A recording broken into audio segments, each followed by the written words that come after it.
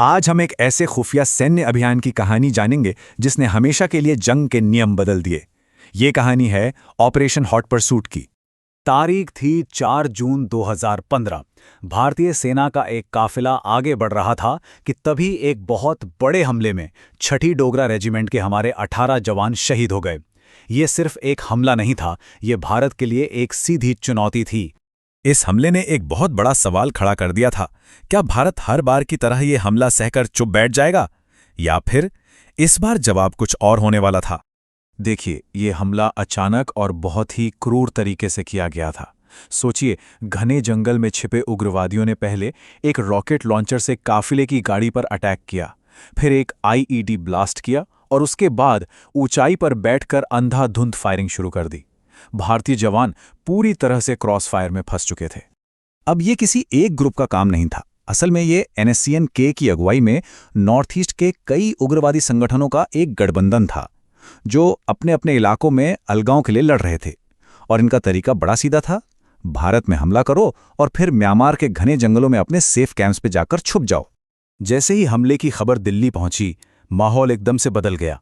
प्रधानमंत्री, राष्ट्रीय सुरक्षा सलाहकार और सेना के तीनों प्रमुखों के साथ एक हाई लेवल मीटिंग बुलाई गई।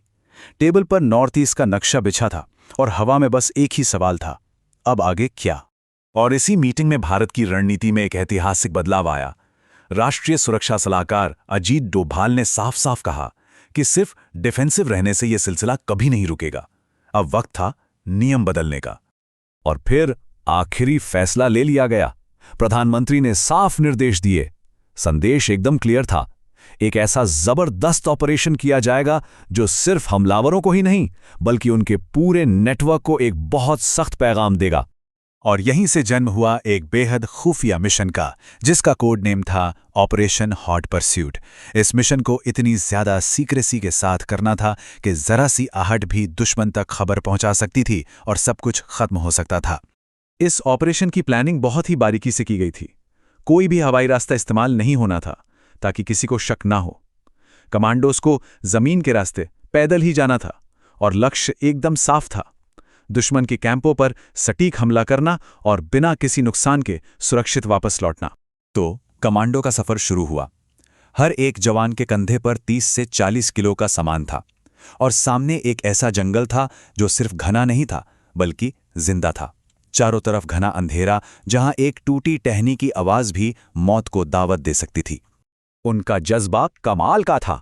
जब एक जवान ने बताया कि पानी खत्म हो रहा है, तो कमांडर का जवाब सिर्फ एक आदेश नहीं था, बल्कि ये उनकी टीम और मिशन पर अटूट भरोसे का सबूत था। इस एक जवाब ने थके हुए चेहरों पर भी एक नई ताकत भर दी। घंटों के इस खामोश सफर के बाद आखिरकार टीम उस पहाड़ी पर पहुंच गई जहां से दुश्मन के कैंप साफ नजर आ रहे थे। उन्होंने पूरी रात सब्र के साथ इंतजार किया, दुश्मन की हर एक हरकत पर नजर रखी, जो इस बात से पूरी तरह अनजान थे कि मौत उन पर मंडरा रही है। सुबह के ठीक 5 बजे ऑर्डर मिला, फायर। सबसे पहला वार रॉकेट लॉन्चर से हुआ, जिसने गार्ड्स को मौका ही नहीं दिया। इसके बाद पूरा जंगल गोलियों की आवाज से गूंज उठा। कैंप में भगदड़ मच गई और सिर्फ 40 से 45 मिनट के अंदर सब कुछ खत्म हो चुका था। इस मिशन का नतीजा उम्मीद से भी कहीं बेहतर था। दर्जनों उग्रवादी मारे गए और उनके 3 कैंप पूरी तरह से तबाह कर दिए गए। और सबसे बड़ी बात, भारत का एक भी कमांडो हताहत नहीं हुआ। मिशन पूरी तरह से कामयाब रहा।